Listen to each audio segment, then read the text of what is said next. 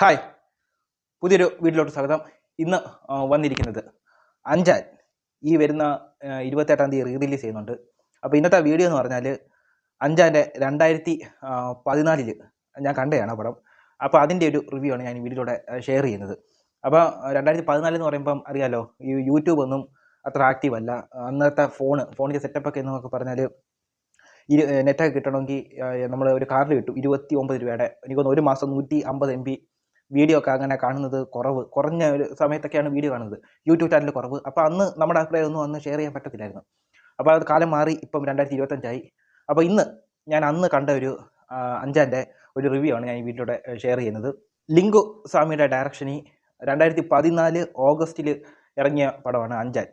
കത്തിയും എനിക്ക് ഓർമ്മയുണ്ട്. കത്തിയും ഈ ഒരു പടം അഞ്ചാനും ഒരുമിച്ച് ക്ലാഷായിട്ട് വെക്കാനിരുന്നതായിരുന്നു ദീപാവലിക്ക് തന്നെ കത്തി ഇറക്കി വിട്ട്. ഇത് കുറച്ച് നേരത്തെയാണ് ഇത് റിലീസാക്കിയത്. അപ്പോൾ എനിക്ക് ഈ പടം എങ്ങനെ എടുത്തെന്ന് പറഞ്ഞാൽ, എനിക്ക് ആ സമയത്ത് എനിക്ക് ഇഷ്ടപ്പെട്ട ഒരു പടമാണ് അഞ്ചാൻ. അപ്പോൾ എനിക്ക് വർക്കായ പടമാണ്. പിന്നെ ഇതിനകത്ത് സൂര്യയുടെ ലുക്ക് എടുത്ത് നോക്കിക്കഴിഞ്ഞാൽ പടം ഇറങ്ങുന്നതിന് 2014 ആണെങ്കിൽ 2013 ആയപ്പോഴേ അതിൻ്റെ ലുക്ക് അവരൊന്ന് റിവീലാക്കിയായിരുന്നു.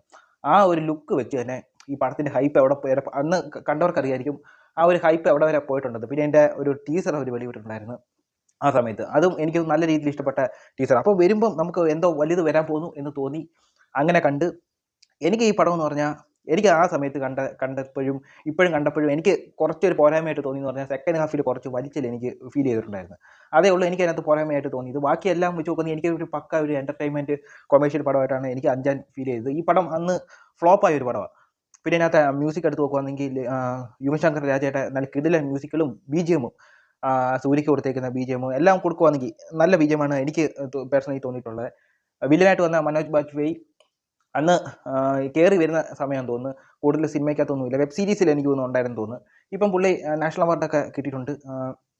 അപ്പോൾ ഇപ്പം കുറേ പേർക്ക് അറിയായിരിക്കും. ആ സമയത്തൊക്കെ അറിയുന്നത് കുറവായിരിക്കും. പിന്നെ സമന്തയുടെ പീക്ക് ലെവലിലോട്ട് ആവുന്നതിന് മുമ്പ് ഇറങ്ങിയ ഒരു പടം കൂടിയാണ് അഞ്ചാൻ. അപ്പോൾ ആ ഒരു പടവും പിന്നെ കത്തിയൊക്കെ ഇറങ്ങി കഴിഞ്ഞിട്ട് സമന്ത ചേച്ചി ഏത് ലെവലിൽ പോയിട്ടുണ്ടെന്ന് നമുക്കറിയാം. സമന്ത ചേച്ചിയുടെ കാര്യം പറയുകയാണെങ്കിൽ ഒരു ക്യൂട്ടായിട്ടാണ് ഇതിനകത്ത് സമന്ത ചേച്ചിയെ കാണിച്ചു വെച്ചേക്കുന്നത്. അപ്പം സോങ് ആയാലും പിന്നെ തുടക്കം ഒരു ഇൻട്രോ ഉണ്ട്, സമന്ത ചേച്ചിയെ തട്ടിക്കൊണ്ട് പോകുന്ന ഒരു സീനുണ്ട്. അതൊക്കെ എനിക്ക് നല്ല രീതിയിൽ ഇഷ്ടപ്പെട്ടെ. അതിനകത്ത് സോങ് ആയാലും ലവ് സോങ് ഒക്കെ ആയാലും എനിക്ക് നല്ലോണം ഇഷ്ടപ്പെട്ടെ. പിന്നെ സൂര്യയുടെ ലവിനെ പറ്റി, റൊമാൻറ്റിക്കിനെ പറ്റി പറയേണ്ട കാര്യമില്ലല്ലോ. പുള്ളിക്കാരൻ കിടിലിനായിട്ട് റൊമാൻറ്റിക്കും ചെയ്യും. പിന്നെ ഇമോഷനും കണ്ണിൽ ഒരു സൂര്യയുടെ കാര്യം എന്ന് പറഞ്ഞാൽ, സൂര്യ അത് വേറെ ഒരു ആക്ടറാണ്. സൂര്യയുടെ ലുക്ക് എടുത്ത് നോക്കുകയാണെങ്കിൽ ഓരോ സിനിമയിൽ വ്യത്യസ്ത ലുക്കായിരിക്കും പുള്ളിക്കാരന് കൊടുക്കുന്നത്. അപ്പോൾ ഈ മുഖത്ത് കോപ്രായം കാണിക്കുന്നത് എനിക്കിഷ്ടപ്പെട്ടത്, അത് ഏത് കോപ്രായം കെട്ടിയാലും കിടിലെ ലുക്കായിട്ട് തോന്നിയിട്ടുള്ള 2 ആക്ടർമാരെ ഞാൻ പറയാം എനിക്കിഷ്ടപ്പെട്ടെ. ഒന്ന് സൂര്യയുടെ മുഖത്ത് എന്തൊക്കെ കോപ്രായം കാണിച്ചാലും സൂര്യയ്ക്കത് കിടിലായിരിക്കും. അത് ക്ലീൻ ഷേവ് ആയാലും എന്തോ ആയാലും. അതേപോലെ തന്നെയാണ് ജയസൂര്യ, മലയാളത്തിലെ ജയസൂര്യ.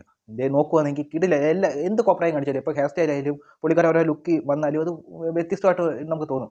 പിന്നെ എനിക്കും ഇതേപോലെ കോപ്രായമൊക്കെ കെട്ടാൻ ഭയങ്കര ഇഷ്ടമുള്ള ഒരാളാണ്. കാരണം എന്ന് പറഞ്ഞാൽ മുഖത്ത് കോപ്രായം ഞാൻ പല കോപ്രായങ്ങളും കാണിച്ചു വെക്കും, ഈ മീശയും താടിയൊക്കെ വെച്ചിട്ടുള്ളത്.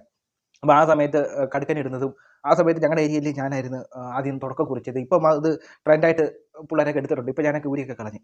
പിന്നെ മുടി വളർത്തുന്നത് ട്രെൻഡായിട്ട് വന്നിട്ടുള്ള ഇതെന്ന് പറഞ്ഞാൽ അന്യൻ ഇറങ്ങിയ സമയത്ത് ട്രെൻഡായിരുന്നു ആ സമയത്ത്. അത് കഴിഞ്ഞിട്ട് പിന്നെ കുറേ ഞങ്ങളുടെ ഏരിയയിൽ എടുത്ത് നോക്കുകയാണെങ്കിൽ മുടി വളർത്തുന്നത് ഞാനൊരു ട്രെൻഡ് പിടിച്ചിട്ടുണ്ടായിരുന്നു. അത് കഴിഞ്ഞിട്ട് ഇപ്പം കുറേ പിള്ളേരൊക്കെ വളർത്താൻ തുടങ്ങിയിട്ടുണ്ട്. ഞങ്ങളുടെ ഏരിയയുടെ കാര്യം എന്ന് പറയുന്നത് ടോട്ടലി അല്ല. പിന്നെ സൂര്യയുടെ ലുക്ക് എന്ന് പറഞ്ഞാൽ ബോഡി ബിൽഡിങ്. ഏത് ഒരാൾക്കും സൂര്യയുടെ ശരീരം ഇഷ്ടപ്പെടാത്ത ഒരാൾ പോലും കാണത്തില്ല. എനിക്ക് ഭയങ്കര ഇഷ്ടമാണ്. ഗജനിക്കകത്ത് ഒരു ബോഡി കാണിക്കുന്ന ഒരു സീനുണ്ട്, ശരീരത്തിൽ എഴുതി വെച്ചിട്ട് കണ്ണടി നോക്കി നിൽക്കുന്നത്. ആ ഒരു ഒറ്റ സീൻ കണ്ട് പണ്ടൊക്കെ സൽമാൻ ഖാനൊക്കെ കൊണ്ടുവന്നിട്ടുണ്ടെങ്കിലും കേരളത്തിൽ ബോഡി ബിൽഡിങ്ങിൽ ഇപ്പോൾ എനിക്ക് തോന്നുന്നു ഞങ്ങളുടെ ഏരിയയിൽ കുറേ ഭാഗങ്ങളിൽ പത്തനാപുരം ആ ഏരിയയിലൊക്കെ 2005 കാര്യമാണ് പറയുന്നത്. ബോഡി ബിൽഡിങ്ങിന് തുടക്കം കുറിച്ചത് എനിക്കൊന്ന് കുറേ പേര് ഫ്രണ്ടിൽ സൂര്യയുടെ പടങ്ങളൊക്കെ കൊണ്ടുവച്ച് ചെയ്യാറുണ്ട്, ബോഡിയുടെ ഇത് വെച്ചിട്ട്. അപ്പം ആ സമയം തൊട്ടേ സൂര്യ ഒരു സമയത്ത് വിജയ്ക്കാട്ടിലും മേളി വന്ന ഒരു ആക്ടറാണ് സൂര്യ. പിന്നെ എന്തോ പറ്റിയെന്ന് എനിക്കറിയത്തില്ല. ഈ ഒരു പടമൊക്കെ ഇപ്പോൾ അഞ്ചാൻ എടുത്ത് നോക്കുകയാണെങ്കിൽ ഇപ്പം ഇറങ്ങുന്ന വിജയുടെ കൂതറ പടങ്ങളൊക്കെ ഉണ്ട്. കത്തി കഴിഞ്ഞിട്ട് ഇപ്പം എടുത്ത് മാറ്റുകയാണെങ്കിൽ മാസ്റ്ററും ലിയോ പിന്നെ ഗോട്ടിൻ്റെ സെക്കൻഡ് ഹാഫ് ഒന്ന് മാറ്റി ആ 3 പടങ്ങളും എടുത്തൊന്ന് മാറ്റിക്കഴിഞ്ഞ് നോക്കിക്കഴിഞ്ഞാൽ ഈ കൂതറ പടങ്ങളെക്കാട്ടിലും ബെറ്റർ സാധനമാണ് അഞ്ചാൻ ആയിട്ടാണ് എനിക്ക് തോന്നിയിട്ടുള്ളത് മൊത്തത്തിൽ കൊണ്ട്.